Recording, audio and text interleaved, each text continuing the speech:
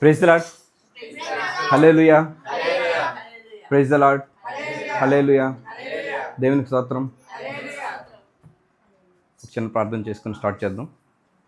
ప్రియ పరలోక తండ్రి, ఇదిగో ఈ సాయంత్రం వేళ ఆదివారం పేట మీకు ఆరాధన చేసుకునే ఈ మహాభాగ్యాన్ని మాకు కలిగజేసినందుకు కుటుంబ సమేతంగా మేము ఎంతో సంతోషపడుతున్నాం. ఇక్కడికి వచ్చాక ఈరోజు ఏ అంశం ధ్యానించుకోవాలో, ఏ విషయాలు మాట్లాడాలో, ఏ వాక్యాలు చదవాలో ఇవన్నీ మాకు తెలియకపోయినా పరిశుద్ధాత్మ శక్తి మాకు తోడుగా ఉండి మేము ఏం మాటలు మాట్లాడాలో ఆ మాటలు మాట్లాడి అవి అర్థం చేసుకొని తిరిగి మళ్ళీ మా జీవితంలో అవి అన్వయించుకొని మీకు నచ్చే బిడ్డలుగా మేము నడుచుకునేలాగా మీ తోడ్పాటు, మీ సహకారం, మీ కృప మాకు దయచేస్తారని ఈ చిన్న ప్రార్థన చేసుకుంటూ ఈ వాక్యంలోనికి ముందుకు వెళ్దామని ఆశిస్తున్నాం. మీ ఆశీస్సులు నిండారుగా మాకు ఉండేలాగా దీవించండి యేసయ్య. ప్రభువైన యేసు నామములో అడుగుతున్నాం తండ్రి.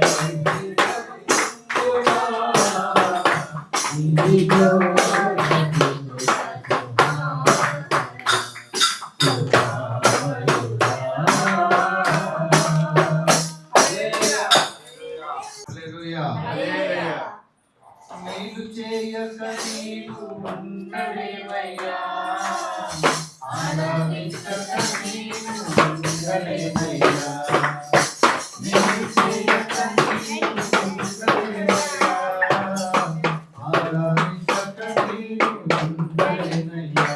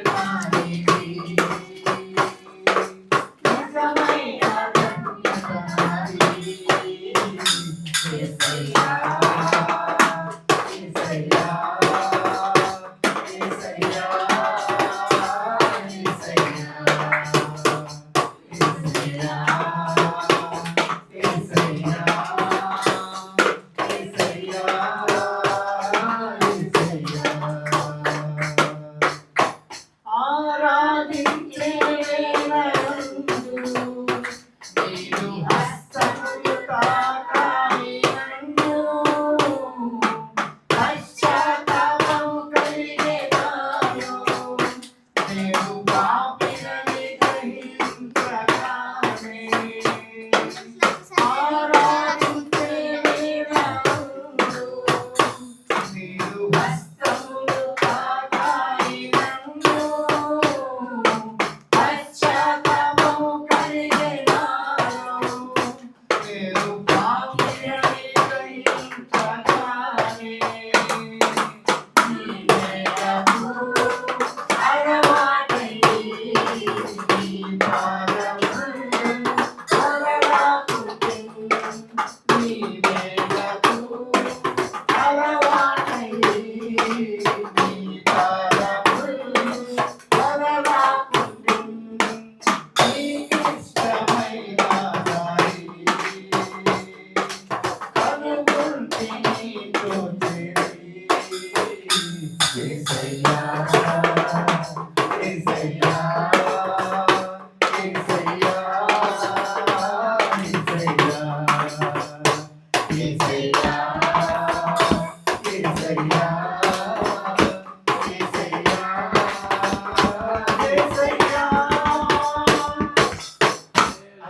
హల్లెలూయా.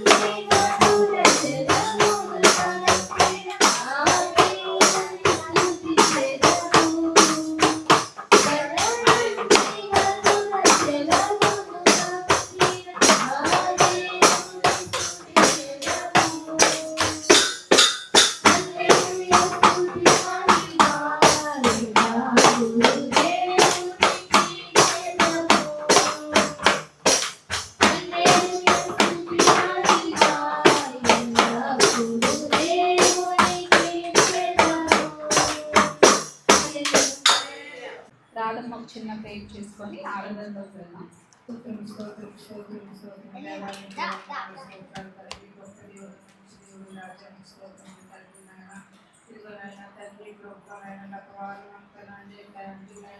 ఇంతవరకు తండ్రి మీ కాచి కాపాడుతండి ప్రభుత్వం ఎప్పుడు చదువుకోమని అందరినీ భద్రపరుచుకున్నందుకు మీకు వందనాలు స్తోత్రాలు తండ్రి నాయన.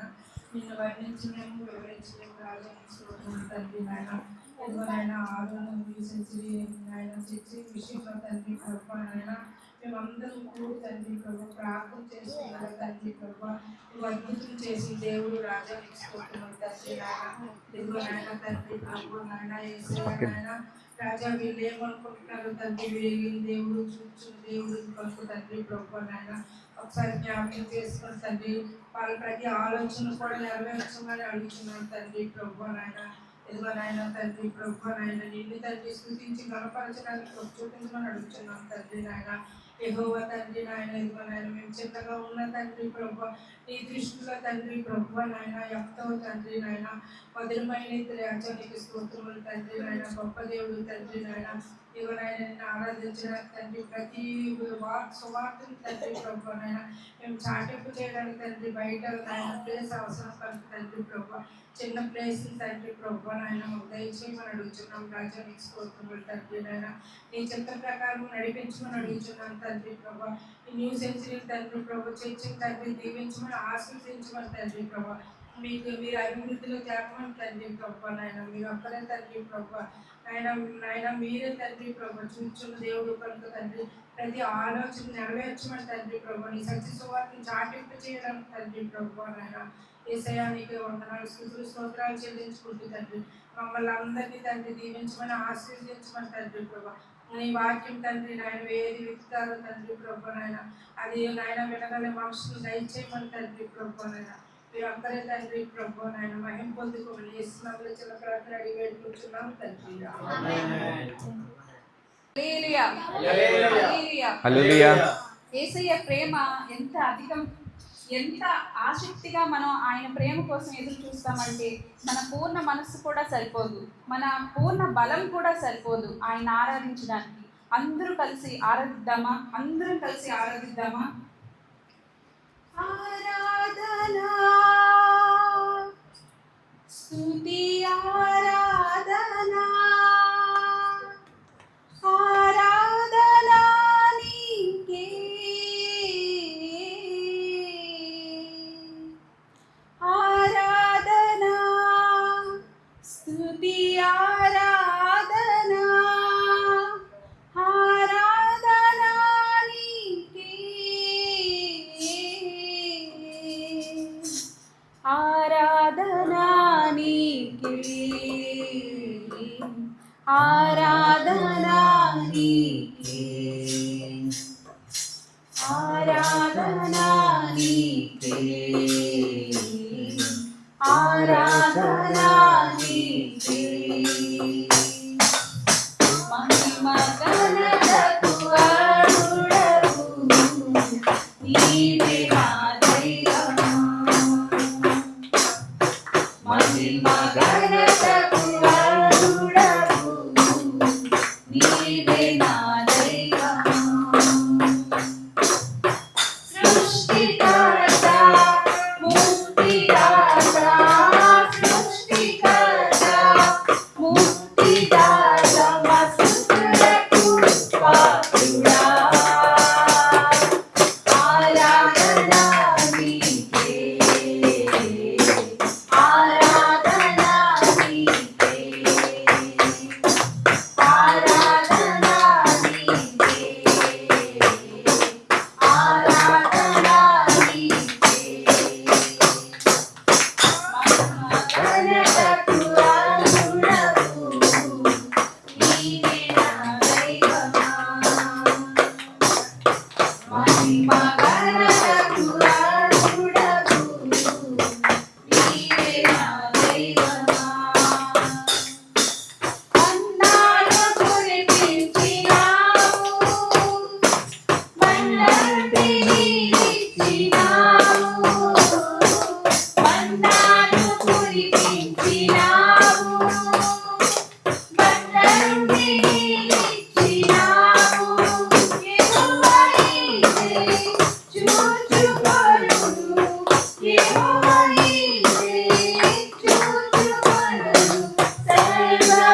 సమకూర్చును. ఆరాధన నీకే,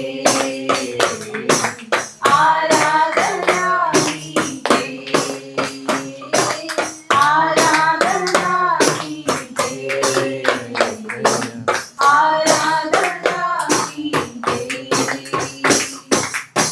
ఆరాధన స్తుతి ఆరాధన, ఆరాధన నీకే, ఆరాధన స్తుతి ఆరాధన, ఆరాధన నీకే, ఆరాధన నీకే, ఆరాధన నీకే, ఆరాధన నీకే, ఆరాధన నీకే. ఆరాధన స్తుతి ఆరాధన, ఆరాధన నీకే, ఆరాధన స్తుతి ఆరాధన, ఆరాధన నీకే, ఆరాధన నీకే, ఆరాధన నీకే, ఆరాధన నీకే, ఆరాధన నీకే. దేవునికి స్తోత్రం. ఆరాధన నీకే యేసయ్య, మా స్తుతి ఆరాధన నీకే. ఇదిగో కూడి ఉన్న ఈ కుటుంబ సభ్యులందరి మధ్యన నువ్వు ఉన్నావని చెప్పి మేము నమ్ముతున్నాం. ప్రియ పరలోకపు తండ్రి, మీకు ఆరాధించే మహాభాగ్యాన్ని ఈ సాయంత్రం పూట మాకు ఇచ్చినందుకు మేము ఎంతో సంతోషపడుతున్నాం యేసయ్య. ఇదిగో ఆరాధనలో ముందుకెళ్తుండగా మీ వాక్యదానం ద్వారా మేము చాలా విషయాలు నేర్చుకొని మీకు ఇష్టమైన బిడ్డల వల్ల నడవడానికి మాకు తోడ్పాటు అందించండి. ఏదైతే వాక్యాంశం ధ్యానించుకుంటున్నామో దానిలోని మర్మాలన్నింటినీ చిన్నపిల్లలకు సైతం అర్థమయ్యేలాగా బోధించడానికి వీలయ్యే ఆ శక్తిని మీరు నాకు వసగండి. వింటున్న ప్రతి ఒక్కరిని దీవించమని ప్రభువైన యేసు నామములో అడుగుతున్నాం తండ్రి, ఆమేన్. Praise the lord. ఇవాళ మన అంశం ఏంటంటే, నా యేసయ్య ఒక్క క్షణంలోనే అద్భుతాలు చేయగలడు. ఒకసారి చెప్పండి, నా యేసయ్య ఒక్క క్షణంలోనే అద్భుతాలు చేయగలడు. యా, ఈరోజు మన అంశం ఏంటంటే, మన యేసయ్య, మన దేవుడు ఒకే ఒక్క క్షణంలో అద్భుతాలు చేయగలడు. కొన్నిసార్లు మనం వెయిట్ చేస్తున్నట్టు అనిపిస్తుంది. కొన్నిసార్లు ప్రతి ఒక్కరు దేనికొకదానికి నిరీక్షిస్తూ ఉంటారు. స్టూడెంట్స్ అనుకో, ఎగ్జామ్స్ రాయకపోతే ఎగ్జామ్స్ ఎలా రాయాలి, ఎలా ప్రిపేర్ అవ్వాలి, లేదా ఇంటర్వ్యూ ఉంటే ఆ ఇంటర్వ్యూకి ఎలా ప్రిపేర్ అవ్వాలి, ఇంటర్వ్యూలో అడిగిన క్వశ్చన్కి ఎలా సమాధానం చెప్పాలి కదా. ఒక్కొక్కరికి ఒక్కటి ఉంటుంది. అప్పులు ఉన్నాయి, అప్పులు వాళ్ళు వస్తారు, వాళ్ళకి డబ్బులుంటే ఇస్తాం, డబ్బులు లేకపోతే వాళ్ళకి ఎలా తీర్చాలి, ఆ డేట్ వచ్చేటప్పుడు ఎలా కట్టాలి, ఈఎంఐ కట్ అవుద్ది. అప్పుడు అకౌంట్లో డబ్బులుంటే ఈఎంఐ కట్ అవుతాయి, అకౌంట్లో డబ్బులు లేకపోతే ఆ డేట్ వచ్చేసరికి ఆ ఈఎంఐ కట్టడానికి డబ్బులు ఎలాగా సమకూరుతాయి. ప్రతి ఒక్కరికి ఒక్కొక్క రకమైన సమస్య లేకపోతే ఒక నిరీక్షణ ఉంటుంది కదా.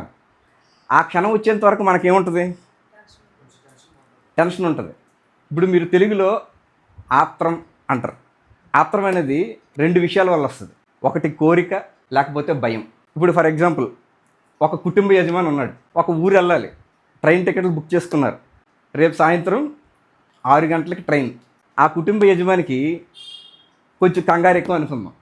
అప్పుడు ఆ కుటుంబ యజమాని ఏం చేస్తాడు, ముందు నుంచే రెడీ అయిపోండి, అది సర్దుకున్నావా, బ్యాగ్ సర్దుకున్నావా, ఏను మర్చిపోయావా అని చెప్పి కంగారు పెడతాడు. ఆ కంగారు వెనకాల కారణం ఏంటి, ట్రైను మిస్ అయిపోద్దేమోనన్న భయం. అంటే ఒక మనిషి ఆత్రంగా ఉన్నాడంటే దానికి భయం అనేది కూడా ఒక కారణం ఉంటుంది. ఒక ఎగ్జామ్ హాల్కి ఈ మధ్యన మరీ స్ట్రిక్ట్ అయిపోయింది పిల్లలకి. 2:30 గంటలకి 2:30 PM జనరల్గా మోస్ట్ ఎగ్జామ్స్ అన్నీ మధ్యాహ్నం పూట 2:30 గంటలు, లేదంటే ఉదయం 10:30 గంటలు. ఆ టైంకి అరగంట వరకు కొన్నిసార్లు అవకాశం ఇస్తున్నారు, కొన్నిసార్లు అది కూడా ఇవ్వట్లేదు. ఆ టైంకి అందాలని ఒక స్టూడెంట్ మార్నింగ్ నుంచి లేచి రెడీ అయిపోయి, కొంతమందికి వెహికల్స్ ఉంటాయి, కొంతమందికి వెహికల్స్ ఉండవు, ప్రైవేట్ వెహికల్స్, పబ్లిక్ ట్రాన్స్పోర్ట్ పట్టుకుని వెళ్తారు. వాళ్ళు త్వరగా బయలుదేరు అనుకుంటారు. ఎందుకు, అక్కడ ఏదైతే ఎగ్జామినేషన్ సెంటర్ ఉందో అక్కడికి చేరుకోవడానికి కదా. సో ఇంకోటి ఉంటుంది, ఇప్పుడు మీ ఫేవరెట్ ప్లేయర్ క్రికెట్ ఆడుతున్నాడు, క్రికెట్ ఆడుతుంటే 99 దగ్గర ఉన్నాడు, మనకి ఒక బాల్ వేస్తున్నారు, ఆ బాల్ కోసం అందరు రెడీగా ఉన్నారు. ఈ ఎవరైతే ఆడుతున్నాడు క్రికెటర్, తనకు అభిమాని ఒకడు ఉంటాడు, వాడికి ఏముంటుంది, టెన్షన్ ఉంటుంది. ఆడు సెంచరీ కొడతాడా లేదా, ఈ బాల్ అవుట్ అయిపోద్దా, నో బాల్ అయిపోద్దా, వికెట్ అయిపోద్దా, వీడు కొట్టకుండానే, లేకపోతే కొన్నిసార్లు మనకి ఎలాగవుతుందంటే ఒక్క బాల్ ఉంటుంది వీడు సెంచరీ కొట్టడానికి, ఆ ఒక్క బాల్ వీడు కొట్టకుండా వేరే వాడు కొడితే మ్యాచ్ గెలుస్తాం కానీ ఆడికి సెంచరీ అవ్వదు. ఇలాంటి పరిస్థితి ఉంటుంది. అప్పుడు ఈ అభిమాని ఏమనుకుంటాడు, ఆడికి సెంచరీ రావాలి, మన టీము గెలిచేయాలి. సో ఇప్పుడు నేను ఏం చెప్తున్నానంటే, ఎవరికైనా ఆత్రం, ఆవేదన, ఆందోళన ఉందంటే దీనికి వెనకాల కారణం కోరిక. కానీ అంటే గెలాలి, ఆడు సెంచరీ కొట్టాలి, మన మ్యాచ్ గెలాలన్న కోరిక. అలాంటి కోరిక కానీ ఏమైపోద్దో, ట్రైన్ మిస్ అయిపోద్దేమోనని ఆ కుటుంబ యజమానికి ఉన్నట్టు ఒక భయం ఉంటుంది. సో మనలో నిరీక్షణ తక్కువయ్యేటప్పుడు మనుషులకి ఏంటంటే ఎదురు మనల్ని కోరిక లీడ్ చేస్తుంది, లేదంటే భయం లీడ్ చేస్తుంది. ఈ రెండు ఉండొద్దని దేవుడు చెప్తున్నాడు. మన అంశం ఏంటి, ఒక్క క్షణంలోనే అద్భుతాలు దేవుడు చేయగలడు, అవునా కదా. ఈజిప్ట్లో ఇశ్రాయేల్ ప్రజలు ఎన్ని సంవత్సరాలు ఉన్నారు, 430 సంవత్సరాలు బానిసలాగా ఉన్నారు. వాళ్ళని తీసుకురండి, నా ప్రజల తాలూకా ఈ బానిసత్వం, వేదన, వీళ్ళు పడుతున్న బాధలు నేను చూడలేకపోతున్నానని చెప్పి మోషేకి దేవాదేవుడు పొదల్లో కనిపించాడా? కనిపించేటప్పుడు మోషే ఏజ్ ఎంత ఎవరికైనా తెలుసా? దేవుడు ఇశ్రాయేలు ప్రజల్ని విడిపించమని చెప్పి మోషేకి మొట్టమొదట కనిపించేటప్పటికి మోషే వయసు 80 సంవత్సరాలు. ఈ 80 సంవత్సరాల పాటు మొదటి 40 సంవత్సరాలు ఐగుప్తులో ప్రిన్స్, రాజకుమారుడిలాగా పెరిగాడు మోషే. అప్పటి వరకు ఈ ఇశ్రాయేలు ప్రజలు అంటే తనతో పాటు పుట్టిన వాళ్ళు, తన సంతతి వాళ్ళు, తన గోత్రం వాళ్ళు ఎటువంటి సమస్యలు పడుతున్నారు, ఎలాంటి బానిసత్వంలో ఉన్నారన్న విషయం మోషేకి తెలుసు. కానీ తను ప్రిన్స్ కాబట్టి అవి అంతగా అతనికి పట్టలేదు. కానీ 40 సంవత్సరాల తర్వాత దేవుడు నెమ్మదిగా మోషే మనసులోకి ఒక చిన్న అగ్ని రగిల్చాడు. ఏమనంటే, నీ తోటివారు, నీ ఇశ్రాయేలు ప్రజలు ఇక్కడ ఇన్ని బాధలు పడుతున్నారు, వీళ్ళని నువ్వు ఇక్కడి నుంచి బయటికి తీసుకురావాలి అని డైరెక్ట్గా దేవుడు మోషేకి చెప్పకపోయినా మోషే మనసులో ఎక్కడో తేడాగా ఉంది, వీళ్ళందరూ చాలా బాధలు పడుతున్నారు, వీళ్ళని నేను ఎలాగైనా ఇక్కడి నుంచి తీసుకొని రావాలి అని చెప్పి ఒక చిన్న కోరిక కలిగింది. ఈ ఆత్రం వెనకాల 2 కారణాలు ఉంటాయన్నాను కదా, అందులో ఏంటి, కోరిక ఒకటి, భయం ఒకటి. గుర్తుపెట్టుకోండి, ఆత్రం వెనకాల 2 కారణాలు ఉంటాయి. ఒకటి కోరిక, లేకపోతే భయం. మనకి ఏదైనా కావాలనుకునేది కోరిక, మనకి ఏదైనా అవుద్దేమో అనుకునేది భయం. ఈ 2 దేవుని నమ్మే ప్రజలకి ఉండకూడదు అని చెప్పి దేవాదేవుడు చెప్తున్నాడు. అయితే ఇప్పుడు ఇశ్రాయేల్ ప్రజల్ని తీసుకొచ్చే ముందు దేవుడు మండుతున్న పొదల్లో అగ్ని రూపంలో కనిపించాడు. అహరోను సహాయం తీసుకోమన్నాడు. వీళ్ళిద్దరూ కలిపి ఫరో దగ్గర 10 తెగుళ్ళు రప్పించి అద్భుతాలు చేశారు. చివరికి ఆ 10 తెగుళ్ళు అవన్నీ పడలేక దేవాదేవుడు నిజంగానే చాలా శక్తిమంతుడు, ఈ దేవుడితో పెట్టుకుంటే మనకు చాలా ఇబ్బంది అవుద్దని చెప్పి ఫరో చక్రవర్తి ఇశ్రాయేల్ ప్రజలందరినీ పంపించాడు. అది ఒక 4-5 సంవత్సరాలు జరిగిన స్టోరీ. నేను సింపుల్గా చెప్పాను, ఎందుకంటే మనం వాక్యంలో ముందుకెళ్ళాలి కాబట్టి. అయితే ఒకానొక సందర్భంలో మీ అందరికీ తెలిసింది, ఇప్పుడు పాట పాడుకున్నాం మనం, అలా సంద్రమున దాటించిన. అంటే అక్కడ ఏంటి, ఇశ్రాయేల్ ప్రజలు వెళ్తున్నారు, వెళ్ళినా సరే ఫరో హృదయం ఇంకా గట్టిపరచబడింది, ఇంకా అంటే కోల్డ్ బ్లడెడ్ అయిపోయాడు ఫరో. దేవుని బిడ్డలు, దేవుడి మహత్కార్యాలు అహరోను చేత, మోషే చేత చేయిస్తున్నాడని తెలిసి 10 తెగుల నుంచి బయటపడిన తర్వాత కూడా ఇశ్రాయేల్ ప్రజలు బానిసత్వం నుంచి వెళ్ళిపోతుంటే తనకు ఉండలేక వాళ్ళని వెనక నుంచి సైన్యాన్ని తరిమి వాళ్ళ మీద దాడి చేయడానికి ప్రయత్నించాడు. ఒకనొక సందర్భం అలా దాటిస్తూ ఉంటే ప్రతిరోజు దేవుడు వాళ్ళని ఏదో విధంగా రక్షిస్తున్నాడు. అడవిలో ఉండేటప్పుడు వాళ్ళకి అడవిలో ఏమైనా ఫుడ్ దొరుకుద్దా ఎవరికైనా? మనం క్రూర మృగాలు కాదు కదా, అడవిలో మనం క్రూర మృగాలు అయితే మామూలు మూగజీవాల్ని మనం వేటాడుకొని తినొచ్చు. మనం మనుషులమై అడవిలో మనకి ఎటువంటి ఆహారం దొరకదు. కానీ అక్కడ దేవుడు వాళ్ళకి మటన్ ఇచ్చాడు, మన్నా ఇచ్చాడు, వాటర్ ఇచ్చాడు, అవునా కాదా చెప్పండి. సో మనం ఆ టైంలో వాళ్ళకి ఏం కావాలో దేవుడు వాళ్ళకి ప్రసాదిస్తూ వచ్చాడు. అయినా సరే ఒకానొక సందర్భంలో ఏమైంది, ఫరో రాజు సైన్యం ఇశ్రాయేల్ ప్రజలను తరుముతూ ఉంది. ఒకానొక సమయంలో ఏమైందంటే ఇశ్రాయేల్ ప్రజలు పారిపోతూ ఉన్నారు, ఫరో సైన్యం వెనకాల ఉంది. ఇటువైపు ఏమో కొండ ఉంది, ఇటువైపు కొండ ఉంది, ఎటు పారిపోలేరు. తిండి లేదు, బలం లేదు, కొండలకి దాక్కుందామన్నా సరే. వెనక్కి వెళ్దామంటే వీళ్ళ దగ్గర ఆయుధాలు లేవు. సైన్యంతో ఎవరు సాధారణమైన మనుషులు సైన్యంతో పోరాడలేరు. ముందుని చూస్తే ఏముంది, సముద్రం ఉంది. సో అప్పుడు ఏం చేయాలి, అక్కడ వీళ్ళకి ఏమీ పాలుపోవట్లేదు. ఇది మనకు తెలిసిన విషయమే కదా. కానీ ఇప్పుడు మన అంశం దగ్గరికి వస్తే ఒక్క క్షణంలో దేవుడు అద్భుతం చేయ. ఒకసారి చెప్పండి, ఒక్క క్షణంలో దేవుడు అద్భుతం చేయగలడు. ఒక్క క్షణంలో దేవుడు ఏం చేశాడు, ఎలా చేశాడు, మోషేని నీ చెయ్యి చాపు ఎర్ర సముద్రం 2 ముక్కలుగా చీలుతుంది, అప్పుడు మీరు దాటెళ్ళిపోవచ్చని చెప్పాడు కదా. సో ఇది ఒక ఎగ్జాంపుల్. అలాగే ఒకనొక సందర్భంలో యెహోషాపాతు రాజు అడవిలోంచి వెళ్తుంటే వారం రోజులు అయిపోయింది, వాళ్ళు దారి తప్పిపోయారు. ఇప్పుడు మనం దారి తప్పిపోతే Google maps, Apple maps, GPS అన్నీ ఉన్నాయి. అప్పుడు ఏం లేవు కదా.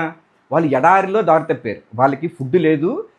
ఇశ్రాయేల్ ప్రజలు అంటే మనం ఏమనుకుంటాం, ఇశ్రాయేల్ ప్రజలు శ్రమలు పడ్డారు, ఇశ్రాయేల్ ప్రజలు ఎడారిలో వెళ్ళిపోయారు, ఇశ్రాయేల్ ప్రజలు కనాన దేశానికి వెళ్తున్నప్పుడు నానా హింసలు పడ్డారు, దేవుడు ఇదే తెలుసు మనకి. కానీ నిజంగా ఒకసారి మీరు ఆలోచించండి, నిజంగా ఎడారి అది, ఎండ, వేడి, అక్కడ ఏమీ షెల్టర్ లేదు, ఫుడ్ లేదు. వాళ్ళతో పాటు ఆ కాలంలో వాళ్ళ పశువులను తెచ్చుకుంటారు, వాళ్ళ గుర్రాలను తెచ్చుకుంటారు, వాళ్ళ గాడిదలను తెచ్చుకుంటారు, వాళ్ళ తలకు షీప్ని అంటే లైఫ్ స్టాక్ని తెచ్చుకుంటారు.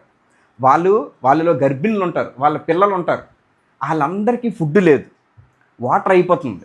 ఆ టైంలో వీళ్ళు ఏం చేశారు, ఐగుప్తులో బానిసత్వంలో ఉన్నా సరే ఏ మట్టి పిసుక్కొని ఉండేవాళ్ళం, ఏ రాళ్ళు కొట్టుకుని ఉండేవాళ్ళం, ఏ బస్తాలు మోసుకుంటూ ఉండేవాళ్ళం, అయినా సరే మాకు ఫుడ్ దొరికేది. ఇప్పుడు నువ్వు కనాన్ అని చెప్పేసి పాలు తేనెలు ప్రవహించే దేశానికి మమ్మల్ని తీసుకెళ్తున్నామని చెప్పేసి నువ్వు ఎడారిలో మమ్మల్ని పడేసావు, ఇక్కడ చంపడానికే మమ్మల్ని తీసుకొచ్చావు అని చెప్పి ప్రజలు భయపడడం, సనగడం మొదలుపెట్టారు. అప్పుడు యెహోషాపాతు రాజు ఏం చేశాడు, పరిగెట్టేది, దేవా ఇది సంగతి, ఇప్పుడు ఏం చేయాలి అనుకున్నాడు. మన కోసం ప్రార్థించే వ్యక్తి ఒకడు ఉండాలి అని చెప్పి. అయితే సైన్యాన్ని పిలిచాడు, అరే బాబు మనం ఎడారి ఉండిపోయాం, దగ్గరలో ఉన్న ఊర్లో ఏమైనా సరే దేవుడి కోసం ప్రార్థించి మన కోసం దేవునితో ప్రార్థించేవాడు ఎవడైనా ఉన్నాడు కనిపెట్టండి రా అని అందరూ అలా మాట్లాడుతున్నారు. అప్పుడు అక్కడున్నాడు, ఒకడున్నాడయ్యా, వాడు ప్రార్థన చేశాడంటే పరలోకం నుంచి అగ్ని దిగొచ్చింది, ఆడు ఒక్కడ చాలు, తీసుకొని రండి అని చెప్పి అన్నారు. అతనే ఎలీషా. ఇప్పుడు యెహోషాపాతు రాజు కోసం మిగతా ఇంకొక 5 రాజులు ఉన్నారు, మిగతా 3 రాజులు ఉన్నారు, 5 కాదు 3 రాజులు ఉన్నారు. వాళ్ళ తాలూకు సైన్యం ఉంటుంది, వాళ్ళ తాలూకు గుర్రాలు, రథాలు, వాళ్ళ తాలూకు లైఫ్ స్టాక్ ఉంటుంది, వాళ్ళ తాలూకా ప్రజలు ఉంటారు, వాళ్ళ తాలూకా సేవకులు ఉంటారు. వీళ్ళన్నిటి కోసం ప్రార్థన చేశాడు. ప్రార్థన చేస్తే అప్పుడు దేవుడు ఏం చేశాడంటే, అక్కడ ఒక లోయలాగా ఉంటుంది, ఆ లోయలో గుంటలు తమ్మన్నాడు. ఏం తమ్మన్నాడు, గొయ్యలు అనమాట. అక్కడ ఏం లేదు, అక్కడ ఎడారది, అక్కడ చెట్లు లేవు, ఒక లోయలాగా గుంటలు తవ్వమన్నాడు. గుంటలు తవ్వితే ఎక్కడి నుంచి వచ్చేస్తుంది, అక్కడ పక్కన నదులు కూడా లేవు, పొంగి పొరలడానికి సముద్రాలు లేవు, అక్కడి నుంచి ఏమైనా సరే తీసుకొచ్చి దాన్ని వ్యాపరైజ్ చేయడానికి అక్కడ ఏమీ మార్గము లేదు. వీరికి ఏం మార్గం కనిపించట్లేదు. అయినా సరే మనం ఏం చేయాలి, మనకు మార్గం కనిపించకపోయినా సరే, మనకు దారి కనిపించకపోయినా సరే, అక్కడ కొండలు ఎడారి మాత్రం ఉన్నా సరే మనం ఏం చేయాలి, దేవుని మాట వినాలి. అప్పుడు ఏం చేశాడు, సైనికులు పిలిచాడు, గుంటలు తవ్వండ్రా అన్నాడు. గుంటలు తవ్వారు. ఉదయం లేచి ఆ రోజు రాత్రంతా వాళ్ళు ప్రార్థన చేస్తూనే ఉన్నారు. కళ్ళు తెరిచి మార్నింగ్ లేచి చూసేసరికి ఆ గుంటలన్నిట్లోనే నీరు నిండిపోయి ఆ వాగంతా ఏరులాగా ప్రవహిస్తుంది. ఒక్క క్షణంలో దేవుడు ఏం చేశాడు, ఇప్పుడు చెప్పండి, నా యేసయ్య ఒక్క క్షణంలో అద్భుతాలు చేయగలడు. ఒకసారి మత్తయి సువార్త 10వ అధ్యాయం 19వ వచనం తీయండి. మాథ్యూ చాప్టర్ 10:19 వారు మిమ్మల్ని అప్పగించినప్పుడు ఎలాగ మాట్లాడుదుము, ఏం చెప్పుదము అని చింతింపుకుడి. మీరేం చెప్పవలను అది ఆ గడియలోనే మీకు అనుగ్రహింపబడును. 10:19. ఇప్పుడు ఫరో సైన్యం ఒక పక్క వెంటబడుతుంది. అంటే వాళ్ళు అప్పగించబడిపోయినట్టే కదా, ఇటువైపు కొండలు ఉన్నాయి, అటువైపు సముద్రం ఉంది. ఆ టైంలో కూడా అలాంటి పరిస్థితి ఈవెన్ మనకు వచ్చినా సరే మీరు దయచేసి గుర్తుపెట్టుకోండి, అది స్టూడెంట్ లైఫ్ అయినా, జాబ్ లైఫ్ అయినా, బిజినెస్ లైఫ్ అయినా, ఎనీ సమస్య, ఏ ప్రాబ్లం వచ్చినా సరే మనకి ఏం మాట్లాడాలో తెలియదు, ఏం చేయాలో తెలియదు అన్నప్పుడు దేవుడు మనకు ఉదాహరణగా చెప్తున్నాడు. అది అర్థమైందా? మళ్ళీ చదువు ఒకసారి.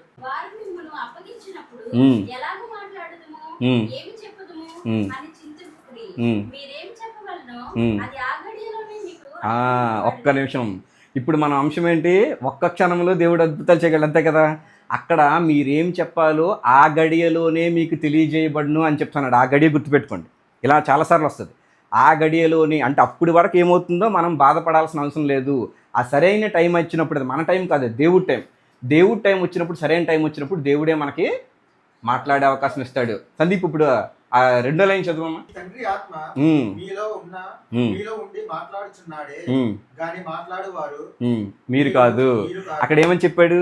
మీరు ఏమి కంగారు పడకండి, మీకు ఏం మాట్లాడాలో అది నేనే నేర్పిస్తాను. మీ తండ్రి ఆత్మ అంటే మీ పరిశుద్ధాత్మ మీలో ఉండి మీకు మాట్లాడడం నేర్పిస్తుంది. అప్పటి వరకు మీరు చింతించకండి అని చెప్పి దేవుడు చెప్తున్నాడు అనమాట. మత్తయి 9వ అధ్యాయం 22వ వచనం. వెనుకకు తిరిగి ఆమెను చూచి, కుమారి ధైర్యంగా ఉండుము, నీ విశ్వాసము నిన్ను బాగుపరచునని చెప్పగా ఆ గడియ నుండి ఆ స్త్రీ బాగుపడెను. మనకు తెలుసు, రక్తస్రావం గల స్త్రీ తను ఎంతో నమ్మకం పెట్టుకుంది. దేవుడు నన్ను బ్రతికిస్తాడు, దేవుడు నన్ను రక్షిస్తాడు, దేవుడు నన్ను బాగు చేస్తాడని చెప్పి ఎంతో నమ్మకం పెట్టుకుంది. ఈ మందలో పడి దేవుడు వెళ్తుండేటప్పుడు తన వస్త్రపు ఆ చెంగుని పట్టుకోగానే తను స్వస్థత ఉంది. కుమారి, చదువు ఒకసారి. కుమారి ధైర్యంగా ఉండుము, నీ విశ్వాసం నిన్ను బాగుపరచునని చెప్పగా ఆ గడియ నుండి ఆ స్త్రీ బాగుపడెను. ఆ గడియలోని అంటే ఒక్క క్షణంలో 12 సంవత్సరాల నుంచి వ్యాధితో బాధపడుతున్నామే ఒక్క క్షణంలో బాగుపడింది. అంటే మన అంశంలో ఏమని చెప్పాం మనం?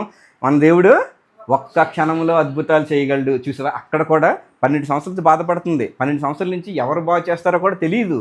ఒక్కొక్క సందర్భంలో 11-12 సంవత్సరాలప్పుడు కూడా వెయిట్ చేస్తూ నాకు ఇంక ఎలా జరగదని చెప్పేసి ఊరి నుంచి బయటికి వెళ్ళిపోయి బయట బతుకుతుందాను.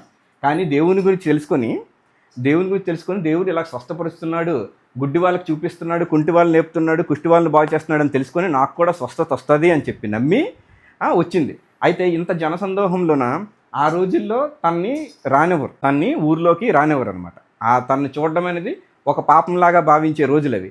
అప్పుడు ఏం చేస్తుందంటే, నేను డైరెక్ట్గా మాట్లాడే అవకాశము ధైర్యము రెండూ లేవు కాబట్టి నేను కనీసం ఆయన వస్త్రాన్నైనా సరే ముట్టుకుంటాను, ఆ నూలి పోగునైనా ముట్టుకుంటాను, అప్పుడు నాకు స్వస్థత వస్తుందని చెప్పి ఒక నమ్మకం పెట్టుకుంది. ఆ నమ్మకం మనకి ఇప్పుడు ఇంపార్టెంట్. అలా నమ్మకం పెట్టుకుంటే ఏం జరుగుతుంది? ఆ క్షణంలోనే అద్భుతం జరుగుతుంది. ఆ క్షణంలో అద్భుతం జరిగింది కూడా. అలాగే 17వ అధ్యాయం 18వ వచనం చదువు. అంతటా యేసు ఆ దెయ్యమును గద్దింపగా అది వారిని వదిలిపోయెను. ఆ గడియ నుండి ఆ చిన్నవాడు స్వస్థత నొందెను. సో అక్కడ కూడా ఆ గడియ నుంచే ఒక వారం రోజుల తర్వాత కాదు, ఒక 10 రోజుల తర్వాత కాదు, 10 సంవత్సరాల తర్వాత కాదు, ఎప్పుడైతే చిన్నవాడు ఆ దెయ్యాల బారిన పడి ఉన్నాడో యేసు గద్దించగా ఏమైంది? ఆ గడియ నుండే చేశాడు. సో ఒక్క క్షణంలో దేవుడు మనల్ని బాగు చేయగలడు. లూకా సువార్త 7వ అధ్యాయం 21వ వచనం ఒకసారి. ఆ గడియలోనే ఆయన రోగములను బాధలను అభివక్తాత్మలను గల అనేకులకు స్వస్థపరిచి చాలా మంది గుడ్డి వారికి చూపు దయచేసి. మళ్ళీ ఆ గడియ వచ్చింది. అంటే బైబిల్లో ఇంటికోవాల్సిన విషయం, అవునా కదా? సో ఒక్క క్షణంలో దేవుడు అద్భుతాలు చేయగలడని మనం మామూలు నోటి మాటగా చెప్పుకోవడం కాదు, ఎన్ని ఎగ్జాంపుల్స్ ఇచ్చాడో మనం నమ్మాలని, మనం గుర్తుపెట్టుకోవాలని. మనకు అలాంటి సమస్య వచ్చినా సరే మళ్ళీ మనకి ఒక క్షణంలో దేవుడు మనల్ని మార్చగలడు. మనం ఎన్నో బాధల్లో ఉండొచ్చు, మనం ఎన్నో సమస్యలు ఉండొచ్చు, ఎంతో కాలంగా వేచి ఉండొచ్చు మనం, కానీ ఒక్క క్షణంలో మన దేవుడు మన పరిస్థితిని మార్చగలడు. ఆ నమ్మకం మీద ఎవరు ఉంచుతారో వాళ్ళకి అద్భుతాలు జరుగుతాయి. అయితే ఇప్పుడు ఒక డౌట్ రావచ్చు, ఓకే వీళ్ళందరికీ అద్భుతాలు జరిగాయి, యేసయ్య అక్కడ ఉన్నాడు, స్వయంగా చూశారు లేదా స్వయంగా విన్నారు, తనతో మాట్లాడడమో శిష్యుల ద్వారా ప్రార్థన చేసుకోవడమో జరిగింది, అందుకే వాళ్ళకి అద్భుతాలు జరిగాయి. అయితే ఇప్పుడు మనకి ఎలాగా, మనకు కూడా అలా జరగాలంటే ఏం చేయాలి? ఇలాంటి క్వశ్చనే యేసయ్య బాధ చెప్తున్నప్పుడు ప్రజలు కూడా అడిగారట. బైబిల్ ఉంది, ఒకసారి లూకా 3:10 చదవండి. లూకా సువార్త 3వ అధ్యాయం 10వ వచనం.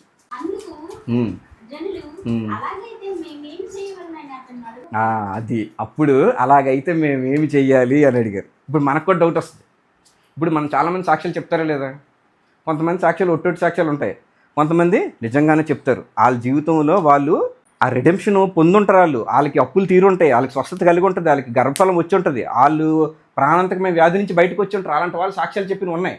అయితే అలాంటి వినేటప్పుడు మనం మన దేవుడు గొప్పవాడు అని చెప్పి మనం కాస్త ఇంకొంచెం విశ్వాసం పెంచుకుంటాం. అయితే మనకు అలా జరగాలంటే మనం ఏం చేయాలి? మన జీవితంలో కూడా అంటే అద్భుతాలు జరగాలంటే ఏం చేయాలని వీళ్ళందరూ ఆసక్తితో విన్నారు. ఈ ప్రజలందరూ ఆసక్తితో విని యేసయ్యనే డైరెక్ట్గా అడుగుతుంటారు. అలాంటప్పుడు మేము ఏం చెయ్యాలి అనేది ఉంది. మళ్ళీ చదువు ఒకసారి, ఎవరొక చదవండి. 3:10. జనులు ఉమ్. అలాగైతే మేమేం ఆ, చేయాలి? అలాగైతే మేమేం చెయ్యాలి అన్నాడు. అప్పుడు మనం చూడాల్సింది ఏంటి తెలుసా? ఒక్కసారి ప్రకటన గ్రంథం 3వ అధ్యాయం 10వ వచనం. నీవు నీవు నా ఓర్పు విషయమైన వాక్యమును ఉమ్. గైకొంటివి ఉమ్. గనుక ఉమ్. భూనివాసులను ఉమ్. శోధించుటకు ఉమ్. లోకమంతటి మీదకి రాబోవు ఉమ్. శోధన కాలంలో ఆ. నేను నిన్ను కాపాడు. ఆ పాప అక్కడ ఇప్పుడు యేసయ్య ఏమంటున్నాడంటే దేవుడికి టైం అంటే భూత భవిష్యత్ వర్తమాన కాలాలతో సంబంధం లేదు. అప్పుడు ఉన్నవాడు ఇప్పుడు ఉన్నవాడు ఎల్లప్పుడూ ఉండేవాడే దేవుడు. అలాంటి క్వశ్చన్కి ఎప్పుడు కూడాను దేవుడు ఎప్పుడు ఇండైరెక్ట్గా సమాధానం చెప్పడం కానీ లేదా తిరిగి క్వశ్చన్ చేయడం కానీ చేసేవాడు. డైరెక్ట్గా ఆన్సర్లు ఎప్పుడు ఉండేవి కాదు. ఎయిదర్ ఒక ఉపమానం చెప్పి కథ చెప్పి ఆ కథలో నీతి ద్వారా మనం తెలుసుకోవాలి, లేదా తిరిగి మళ్ళీ దేవుడు క్వశ్చన్ అడుగుతాడు, ఆ క్వశ్చన్ ద్వారా మనం ఆన్సర్ తెలుసుకోవాలి, లేదంటే ఇంకెప్పుడుదో జరిగిన సంఘటన ఎగ్జాంపుల్ చెప్పడం కానీ ఇంకో చోట ఉన్నదాన్ని కానీ చదివి మనము తెలుసుకోవాలి. అందుకని ఇప్పుడు ఈ అంత్యకాల దినముల్లో ఒక శోధన సమయం అంటూ వస్తుంది. ఆ గడియ అన్న ఆ సమయం అన్న ఒకటే కదా. మనం ఇంతకుముందే చదువుకున్నాం. మనకి ఆ టైంలో ఏం మాట్లాడాలో తెలియనప్పుడు మన తండ్రి అయిన దేవుని ఆత్మ మనలో ఉండి మన చేత మాట్లాడిస్తుందని చెప్పి. అలాగే లోకానికి శోధన వచ్చేటప్పుడు మనకి దేవుడు రక్షిస్తానంటున్నాడు. ఎప్పుడు ఓర్పుగా ఉంటే. మరొకసారి చదువు, ఫస్ట్ లైన్ ఏమనుంది? నీవు నా ఓర్పు విషయమైన ఉమ్. వాక్యమును గైకొంటివి ఉమ్. గనుక ఉమ్. భూనివాసులను ఉమ్. శోధించుటకు ఉమ్. లోకమంతటి మీదకి ఉమ్. రాబో శోధన కాలంలో ఉమ్. నేను నిన్ను కాపాడను. అది. సో మనం ఏం చేయాలంటే మనకి ఎన్ని సమస్యలు వచ్చినా సరే, ఎన్ని బాధలున్నా, ఏమైపోతున్నా సరే ఓర్పుతో ఉండాలి. ఓర్పుతో ఉండడం అనేది చాలా కష్టమైన విషయం. నేను అగ్రీ చేస్తాను. ఎందుకంటే ప్రతి ఒక్కరికి ఎవరికైనా సరే మంచి రిజల్ట్స్ వస్తూనే వాడు హ్యాపీగా ఉండగలడు. ఎవరు ఏ పని చేస్తున్నా సరే మంచి రిజల్ట్స్ రావాలి. క్రికెట్ ఆడుతున్న వాడికి ఎప్పుడు కూడా మంచి స్కోరే రావాలి. బౌలింగ్ చేస్తున్న వాడికి వికెట్లు బాగా పడుతుండాలి. ఇంకేదో వ్యాపారం చేస్తున్న వాడికి ప్రాఫిట్స్ వస్తూ ఉండాలి. ఇంకేదైనా చేసే వాళ్ళకి మంచి ప్రశంసలు రావాలి. ఆర్టిస్టులు అయితే ఇలా రాని పక్షంలో మనం కుంగిపోతాం. మనకి ఎప్పుడు వస్తుంది ఆ టైం, మనం ఎప్పుడు సక్సెస్ అవుతాం, మనకి ఎప్పుడు నిరీక్షణ, మనకి ఎప్పుడు విడుదల, మనకి ఎప్పుడు స్వస్థత వస్తుంది అని చెప్పి మనం అనుకుంటాం. కానీ ఆ టైంలో ఇశ్రాయేలు ప్రజల్లో కొంతమంది సనుక్కున్నట్టు మనం కొనుక్కొని ఒక పాస్టర్ని అనుకొని, సాటి మనుషులను అనుకొని, దేవుడిని అనుకొని మనల్ని మనమే తప్పించుకోవడం లాంటి పనులు చేయకుండా ఆ వాక్యం ప్రకారం ఎవడైతే ఓర్పుగా ఉంటాడో ఆ టైంలో అలాంటి శోధన సమయంలో కూడా నేను మిమ్మల్ని రక్షిస్తానని దేవుడు క్లియర్గానే చెప్తున్నాడు. అది కాకుండా ఇంకేం చేయాలి? ఇర్మియా 33:3లో ఏం చేయాలో దేవుడు చెప్పాడు. చూడండి, ఇర్మియా గ్రంథం 33:3. మొరపెట్టుము, ఉమ్. నేను నీకు ఉత్తరం ఇచ్చేదను. ఉమ్. నీవు గ్రహింపలేని గొప్ప సంగతులను, ఉమ్. గూఢమైన సంగతులను ఉమ్. నీకు తెలియజేయను. సో ఇప్పుడు ఏం చేయాలి మనం? ఇప్పుడు చాలా ఇంపార్టెంట్ విషయం, చాలా ఆశ్చర్యకరమైన విషయం చెప్తాను చూడండి. నాకు మొర్రపెట్టుము, అప్పుడు నీకు తెలియనటువంటి నిగూఢమైన విషయాలని నీకు తెలియజేస్తానని దేవుడు చెప్తున్నాడు కదా. దానికి ప్రూఫ్ కూడా ఉంది ఇర్మియాలో. మనం ఏం చేయాలి? అప్పుడు వీళ్ళు ఏమడిగారు? అలాగైతే మేమేం చేయాలి? మా జీవితంలో కూడా అద్భుతాలు ఒక్క క్షణంలోనే జరగాలంటే మేమేం చేయాలి అంటే ఫస్ట్ ఏం చెప్పాడు? నిరీక్షణలో ఉండమన్నాడు. దేవుని తలకి వాక్యంలో నిరీక్షణలో ఉండమన్నాడు. అలాగే దేవుడు నన్ను స్వస్థపరుస్తాడనే నమ్మకంలో ఉండమన్నాడు. అలాగే మొర్ర పెట్టమన్నాడు, అంటే ప్రార్థన చేయమన్నాడు. అలా ప్రార్థన చేస్తే ఏం జరిగిందో మీకు చెప్తాను. ఆదికాండం 21వ అధ్యాయం 18, 19, 20 వచనాలు శాండీ చదువుతాడు. దేవుడు ఆ చిన్నవాడిని మెరును వినను. అప్పుడు దేవుని దూత ఆకాశం నుండి హాగరును పిలిచి, హాగరు ఏం వచ్చినది? భయపడుతున్నాడు. ఆ చిన్నవాడు ఉన్న చోట దేవుడు వాడిని స్వరము విడి ఉన్నాడు. నీవు లేచి ఆ చిన్నవాడిని లేవనెత్తి నీ చేత పట్టుకున్నాను, వాడిని గొప్పగా జనముగా చేసేదని ఆమెతో అన్నాడు. మరియు దేవుడు ఆమె కనులు తెరిచినందున ఆమె నీళ్ళ ఊట చూచి వెళ్ళి ఆ తిత్తిని నీళ్ళతో నింపి చిన్నవానికి త్రాగించెను. దేవుడు ఆ చిన్నవాడి తోడే ఉన్నాడు. రైట్. చాలు. దేవునికి స్తోత్రం. అలా ఇప్పుడు మనం ఏం చదువుకున్నాం? దేవునికి మొర్ర పెడితే, దేవునికి ప్రార్థన చేస్తే దేవుడు మనకి తెలియనటువంటి నిగూఢమైన విషయాలను తెలియజేస్తాడని చదువుకున్నాం కదా. అయితే హాగర్ ఏం చేస్తుంది? హాగర్ తల కొడుకుని తీసుకుని అరణ్యంలో వెళ్తుంది. ఎందుకంటే అబ్రహాము సారా తగిలేశారు కాబట్టి. ఆ బాబుని పట్టుకొని వెళ్ళి ఏం చేస్తుంది? వాక్యంలో మనం ఇప్పుడు చదువుకున్నాం. వేటవేతు అంత దూరం, అంటే వేటవేతు అంటే బాణం వేసామనుకో, ఇక్కడి నుంచి బాణం వేస్తే ఆ బాణం ఎంత దూరం వెళ్తుందో ఆ దూరాన్నే వేటవేతు అంటారు. వేటవేతు దూరంలో ఆ చిన్నపిల్లాడిని తన కొడుకుని పెట్టి ఇక్కడ ఏడుస్తూ ఉంది, ప్రార్థన చేస్తూ ఉంది, అంటే మొర పెడుతూ ఉందన్నమాట. ఎందుకు అంత దూరం? అక్కడ తను వాటర్ లేక ఉన్నాడు, ఫుడ్ లేక ఉన్నాడు, వీళ్ళని తగిలేశారు కదా. ఎక్కడైతే ఆకలితో దాహంతో తన కొడుకు చచ్చిపోతాడేమో అని ఆవేదనతో తను ఇక్కడ మొర్ర పెడుతూ ఉంది. ఇర్మియా 33:3లో మనం మొర్రపెట్టు, నేను నీకు తెలియని సంగతులను, నిగూఢమైన విషయాలని సరే నీకు తెలియజేస్తానని చెప్పి దేవుడు చెప్పాడు కదా. వాగ్దానం ఇస్తే నెరవేర్చే దేవుడా కాదా? నెరవేర్చే దేవుడు. అందుకని ఏమైందంటే హాగరు నీకేం వచ్చింది అన్నాడు. హాగరు నీకేం వచ్చిందని ఎంత ఏడుస్తున్నావు అని చెప్పి దీని గురించి మనం వేరే సర్మన్లో వివరంగా మాట్లాడుకుందాం. అయితే ముందుకెళ్తే దేవుడు అక్కడ ఏం రాసింది, ఆమె కన్నులు తెరవగా ఆమెకు నీటి ఊట కనిపించింది. ఆ నీరు తీసుకొని ఆ పిల్లవాడికి పెడితే ఆ పిల్లవాడు బ్రతికాడు. దేవుడు మళ్ళీ ఆ పిల్లవాడిని గొప్ప జనంగా చేస్తానని వాగ్దానం ఇచ్చాడు. ఇక్కడ మనం గమనించాల్సింది ఏంటంటే కన్నులు తెరవగా అని ఉంది. అంటే ఆవిడ కళ్ళు తెరిచే ఉంది కదా, కళ్ళు తెరిచి ఉంది కాబట్టి బాబుని తీసుకొచ్చింది. ఏడుస్తున్నాడని అక్కడ పెట్టింది, దేవుడికి ప్రార్థన చేస్తుంది. అయినా సరే అక్కడ ఎందుకు రాశాడు, దేవదూత కనిపించింది. దేవదూత కనిపించి హాగరు ఎందుకని ఏడుస్తున్నావు అని చెప్పి అడగడం మాత్రమే కాకుండా దేవుడు తన కన్నులు తెరవగా, అంటే మనం మొర్ర పెడితే నీకు తెలియని విషయాలను కూడా, నిగూఢమైన విషయాలను కూడా, ఎంతో లోతైన విషయాలను కూడా నీకు అర్థమయ్యేలా చేస్తానని దేవుడు చెప్పాడు. కాబట్టి అక్కడ నీటి ఊట ఉందో లేదో మనకు తెలియదు, ఒకళ్ళు ఉన్నా కనిపిస్తుందో లేదో తెలియదు. ఎందుకంటే మనం బాధలో ఉన్నాం, మనం వేదనలో ఉన్నాం, మనం నిరాశలో ఉన్నాం, మనకి ఏం జరుగుతుందో తెలియదు, మనం ఓర్పుతో లేము. అందుకని మనకు అక్కడ నీటి ఊట కనిపించలేదు. కానీ దేవుడు ఏం చేశాడు, హాగర్ తాలూకా కన్నులు తెరవగా అక్కడ నీటి ఊట కనిపించింది. హాగర్ తాలూకా కన్నులు తెరిచేలోపు అక్కడ దేవుడు నీటి ఊటను సృజించాడో, లేకపోతే ఆ ఒక్క క్షణంలోనే దేవుడు హాగరు కళ్ళు తెరిపించాడో మనకు తెలియదు. కానీ ఒక్క క్షణంలోనే జరిగింది. అక్కడ వాటర్ కనిపించడం ఒక్క క్షణంలోనే జరిగింది, కన్నులు తెరిపించడం కూడా ఒక్క క్షణంలో జరిగింది, ఆ బాబు బ్రతకడం కూడా ఒక్క క్షణంలోనే జరిగింది. ఆయన్ని కూడా మహా జనంగా మేము తయారు చేస్తానని చెప్పి దేవుడు వాగ్దానం ఇవ్వడం కూడా ఒక్క క్షణంలోనే జరిగింది. అంటే మన దేవుడు ఒక్క క్షణంలోనే అద్భుతాలు చేయగల దేవుడు, అవునా కాదా? అందుకని మనం దేవునికి మొర్ర పెడితే, దేవుని యందు ఓర్పుగా నిరీక్షణ ఉంటే శోధన సమయంలో మనకి దేవుడు రక్షిస్తానంటున్నాడు. మనకి కనిపించిన ఈవుల్ని, అంటే మనకి ఏదైతే కావాలో అది మనకు కనిపించేలాగా. ఇప్పుడు నీకు ఒక ఎగ్జామ్కి నువ్వు ప్రిపేర్ అవుతున్నావు, దానికి ఆన్సర్ నీకు తెలిసేలాగా. ఒక ఇంటర్వ్యూకి నువ్వు ప్రిపేర్ అవుతున్నావు, దానికి నీకు సమాధానం తెలిసేలాగా. ఒక బిజినెస్ నువ్వు చేస్తున్నావు, దానికి ఒక మార్గం తెలిసేలాగా.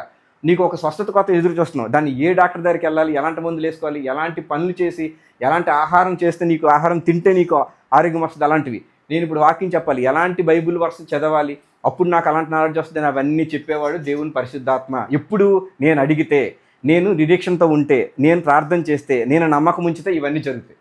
అందుకని మనం అందరం ఏం చేయాలి, నిరీక్షణగా ఉండాలి, ప్రార్థన చేయాలి, మొరపెట్టాలి, అండ్ దేవుడు చేస్తాడనే విశ్వాసం కలిగి ఉండాలి. అప్పుడు దేవుడు నిగూఢమైన విషయాల్ని మనకి తెలియజేస్తాడు. అదే అక్కడ జరిగింది. ఒక్క క్షణంలోనే దేవుడు అద్భుతాలు చేస్తాడు. చివరిగా మత్తయి 26వ అధ్యాయం 40-41. ఆయన మరలా శిష్యుల వద్దకు వచ్చి వారిని ఎదురించుట చూచి, ఒక గడి అయినను కూడా మేల్కొని ఉండలేరా? మీరు శోధనలో ప్రవేశించుకుంటున్నట్లు మెలకువగా ఉండి ప్రార్థన చేయండి. ఆత్మ సిద్ధమే గాని శరీరము బలహీనమని ప్రేక్షకులు చెప్పి మరలా రెండవ మారు వెళ్ళి, నా తండ్రి దీన్ని త్రాగితేనే గాని ఇది నా యుద్ధ నుండి తొలగిపోవట సాధ్యం కాని ఎడల నీ చిత్తమే సిద్ధించుగాక అని ప్రార్థించారు. చాలా అంకుల్. ఇప్పుడు అక్కడ ఏమి, శిష్యులందరూ దేవుడు ప్రార్థన చేస్తున్న శ్రమల కాలంలో, యేసయ్య శ్రమల కాలంలో దేవుడు పట్టించబడక ముందు దేవుడు ప్రార్థన చేస్తున్నప్పుడు శిష్యులందరినీ మెలకుగా ఉండమన్నాడు. ఎలాగ ఉండమన్నాడు? మెలకుగా ఉండమన్నాడు. కానీ వీళ్ళు కన్నులు భారమై నిద్రపోతున్నారు అనమాట. అప్పుడు దేవుడు వచ్చి అడుగుతాడు, ఎరా ఒక్క గడి అయినా సరే మీరు మెలకుగా ఉండలేరా, ఒక్క గడి అయినా మీతో ప్రార్థన చేయలేరని చెప్పి. ఇప్పుడు లోకా 3:10 మనం ఏం చేస్తాం, అలాగైతే మేము ఏం చెయ్యాలి అని అడిగారా లేదా? అలాగైతే మేము ఏం చేయాలి, మా జీవితంలో అద్భుత కార్యాలు వీళ్ళు చూశారు, హ్యాపీ, విన్నారు, హ్యాపీ, వీళ్ళ జీవితంలో కూడా జరగాలి కదా. ఓకే, అది కూడా మంచిదే. ఏం చేయాలని అడిగారు, అది కూడా మంచిదే. ఏం చేయాలో చెప్పినప్పుడు కనీసం చెయ్యాలి కదా, చేయాలవుద్దా? దేవుడు ఏం చెప్తున్నాడు, మొర్రపెట్టండి, ప్రార్థన చేయండి అంటున్నాడు. ఈ శిష్యులు ఏం చేస్తున్నారు, పడుకుని పోతున్నారు. వీళ్ళు యేసయ్య మాత్రం దేవుడికి ప్రార్థన చేస్తున్నాడు, కానీ వీళ్ళు మళ్ళీ వచ్చేసరికి మళ్ళీ పడుకుని పోతున్నారు. ఒక్క గడి అయినా మీరు మెలకుగా ఉండలేరా అని చెప్పన్నాడు చాలా బాధతో. అలాగా 3 సార్లు చేశాడు. అయినా సరే వీళ్ళు వినట్లేదని దేవుడు యేసయ్య ఏం చేశాడంటే, తండ్రికి నీ చిత్తమైతే దీన్ని నా దగ్గర నుంచి తొలగించి చెప్పి దేవుడు కూడా ప్రార్థన చేశాడు. అంటే యేసయ్య మనకి ఎప్పుడైనా ఏదైనా చెప్పాడంటే అది తను చేసే చెప్తాడు మనకి. యేసయ్య ప్రార్థన చేశాడు, మనం కూడా ప్రార్థన చేయాలి. ఇప్పుడు మనం ఏం చేసుకున్నాం, ఒక్క క్షణంలో దేవుడు అద్భుతాలు చేయగలడు. మనం నిరీక్షణతో ఉండాలి, మనం ఓర్పుతో ఉండాలి, మనం ప్రార్థన చేయాలి, మనం నమ్మకంతో ఉండాలి, మనం మొర్రపెట్టాలి. అప్పుడు మనకు అద్భుతాలు జరుగుతాయి. కానీ అద్భుతాలు జరగడానికి ఇంకొన్ని కండిషన్స్ కూడా పెట్టాడు దేవుడు. మన జీవితం కూడా పరిశుద్ధంగా ఉండాలి. మన జీవితం పరిశుద్ధం లేకుండా ప్రభా నాకు ఇచ్చేయి, నా అప్పులు తీర్చేయి, నన్ను బాగు చేయాలంటే అది జరగదు. అది నువ్వు ఎప్పుడైతే నీ హృదయం శుద్ధిగా ఉంటుందో, నీ తలంపులు శుద్ధిగా ఉంటాయో, అప్పుడు నీ ప్రార్థన దేవుడు ఆలకిస్తాడు.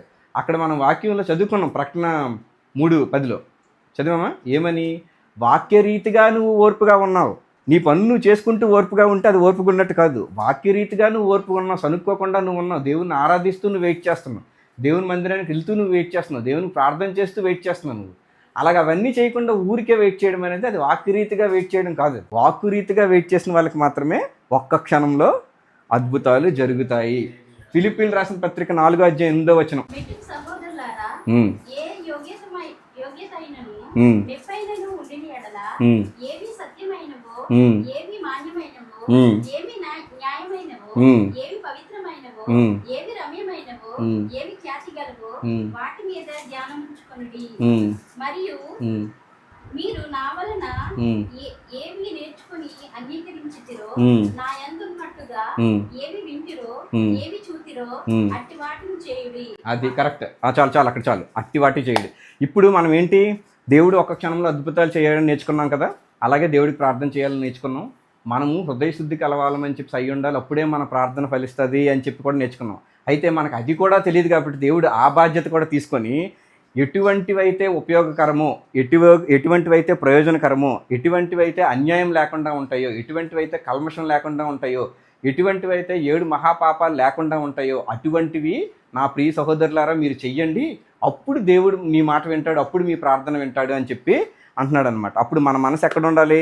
చెడ్డమైన వాటి మీద, పనికిరాని వాటి మీద కాకుండా పనికొచ్చే వాటి మీద మన మనసు ఉండేటప్పుడు మన ప్రార్థన దేవుడు ఆలకిస్తాడు. ఒకసారి యెషయా గ్రంథం తీయండి అందరూ. యెషయా గ్రంథం 26:3 అది చదువుకొని మనం ఇవాళకి ముగించుకుందాం. ఎవరి మనసు నీ మీద ఆనుకొనునో వానిని నీవు పూర్ణ శాంతి గల వానిగా కాపాడుదువు.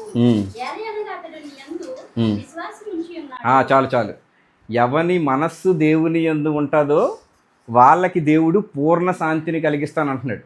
ఎందుకంటే దేవుని యందు వాడు విశ్వాసం ఉంచాడని అర్థం. అంటే ఇప్పుడు ఒక్క క్షణంలో దేవుడు అద్భుతాలు చేస్తాడని మనం నేర్చుకున్నాం, ప్రార్థన చేయాలని నేర్చుకున్నాం, అవన్నీ చేయాలని నేర్చుకున్నాం. కానీ ఆఖరికి మనం సరైనదేదో కూడా చేయాలని చెప్పి దేవుడే నేర్పించాడు. సరైనది చేయాలని కూడా నేర్చుకున్నాం, సరైన పనులే చేస్తున్నాం. దీనికి ఒక ఎగ్జాంపుల్ చెప్తా. అన్యులు చాలామంది ఉంటారు దేవుని నమ్ముకుని వాళ్ళు. అందులో మంచి వాళ్ళు లేరా? ఉంటారు కదా, ఎందుకు లేరు? మంచి చాలామంది ఉంటారు. హిందువుల్లో మంచి వాళ్ళు ఉంటారు, ముస్లింల్లో మంచి వాళ్ళు ఉంటారు. ఇప్పుడు ఈ హైందవ సమాజంలో మనకి వాళ్ళు కర్మ సిద్ధాంతాన్ని పాటిస్తారు. కర్మ సిద్ధాంతం ఏంటంటే నువ్వు మంచి చేస్తే నీకు మంచి వస్తుంది, నువ్వు చెడు చేస్తే నీకు చెడు వస్తుంది, ధర్మో రక్షిత అంటారు. అంటే నువ్వు మంచి చేస్తే మంచి వస్తుంది అని అంటారు. అంటే ఇలాంటి మంచి వాళ్ళు చాలామంది అది విని అది పాటించిన వాళ్ళు ఉన్నారు. కానీ వాళ్ళకి ఏమవుతుంది, వాళ్ళు దేవుని తెలుసుకోలేదు. నిజమైన దేవుడు ఎవరు?